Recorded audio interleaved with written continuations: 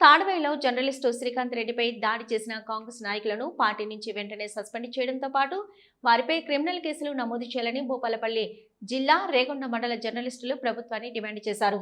జర్నలిస్టుపై దాడిని నిరసిస్తూ మండల కేంద్రంలో రాస్తారోకో నిర్వహించారు. అనంతరం వారు మాట్లాడుతూ జర్నలిస్టులపై దాడి చేస్తే ఇకపై సహించేది లేదని అన్నారు.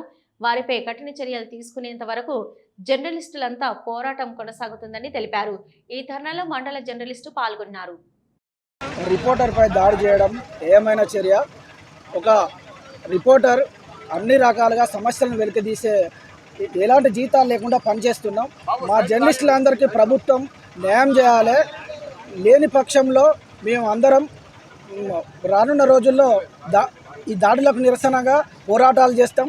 అంతేకాకుండా ప్రభుత్వం మాకు రక్షణ కల్పించాలి. రక్షణ కల్పించని యెడల కలంకారులందరం ఒకటై ప్రభుత్వానికి వ్యతిరేకంగా పనిచేస్తామని చెప్తున్నాం.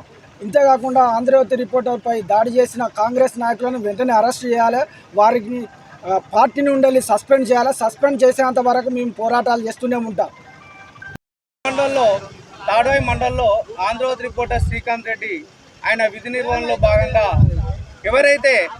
ఎవరైతే పేదలకి అనర్హులకు ఇందిరమ్మ ఇల్లులు అందుతలేవని ఆయన వార్తలు రాయడం చేశాడో, దీనివల్ల కాంగ్రెస్ నాయకులు మా మీదనే వార్తలు రాస్తాం అనే ఉద్దేశంతో దారిమ్మడి కాపు కాచి మరి ఆయన మీద హత్యాయత్నం చేయడం జరిగింది.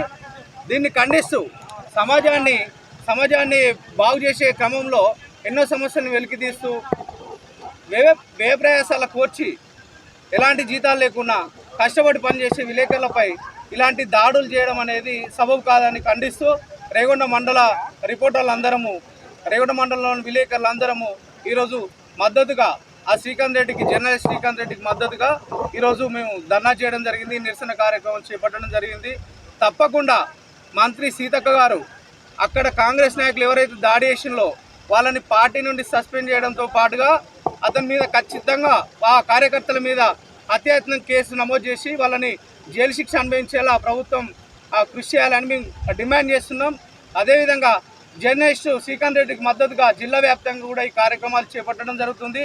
మరి ఎక్కడైనా కూడా విలేకరులపై దాడులు చేయకుండా ఇదే హెచ్చరికగా మేము చేస్తున్నాం. ఇదే హెచ్చరికగా భావించాలని కోరుతున్నాం.